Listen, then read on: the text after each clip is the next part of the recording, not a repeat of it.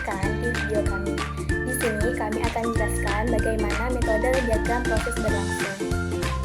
Proses adalah keadaan ketika sebuah program sedang dieksekusi atau dijalankan.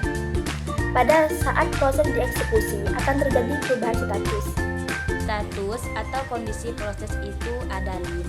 1. New. Yang kedua running. Yang ketiga ready. Yang keempat waiting. Dan yang terakhir adalah terminated. 1. New. Proses sedang dibuat. 2. Running. Instruksi sedang dieksekusi. 3. Waiting. Proses sedang menunggu satu atau beberapa event terjadi. 4. Ready. Proses sedang menunggu dan siap ditugaskan ke prosesor. 5. Terminated. Proses telah selesai dieksekusi. Berikut adalah penjelasan lengkapnya. Pertama kali kami membuat proses, statusnya adalah new.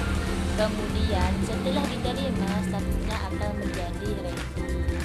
Pada status ready ini berarti proses siap dikirimkan ke prosesor yang nantinya melalui bagian sistem operasi yang namanya scheduler dispatch. Jadi scheduler dispatch yang menjadwalkan proses-proses tersebut yang akan eksekusi di prosesor nantinya. Kemudian jika tidak terdapat kendala, proses tadi akan menjadi running statusnya.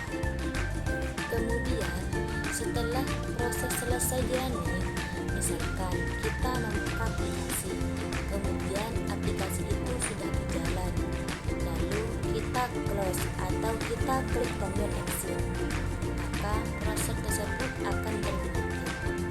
Itu terjadi pada kondisi terhenti.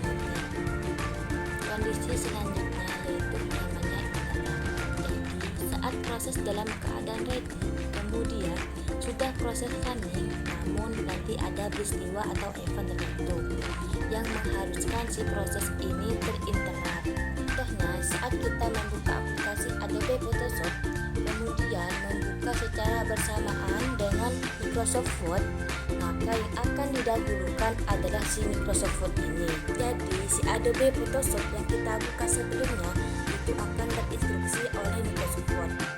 Kenapa dapat terinstruksi oleh Microsoft Word? Karena Microsoft Word ini membutuhkan RAM yang lebih kecil sehingga akan lebih cepat untuk eksekusi. Hal itu yang dapat menjadi Adobe Photoshop akan lebih lama terbuka nantinya. Selanjutnya, pada status running juga nantinya dia bisa berubah menjadi status waiting. Hal ini terjadi jika ada event atau pengiriman sinyal ke input output yang belum selesai. Contohnya, misalkan kita ngeprint di kertas, itu kan tidak langsung tiba-tiba muncul printernya, jadi masih ada proses waiting. Waiting itu terjadi karena terdapat pengiriman sinyal dari laptop atau komputer kita ke printer.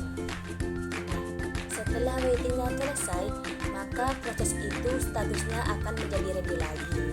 Di sini yang mana disebut dengan I/O complication adalah di mana penyelesaiannya komputer kita mengirim sinyal ke printer, maka statusnya akan ready lagi.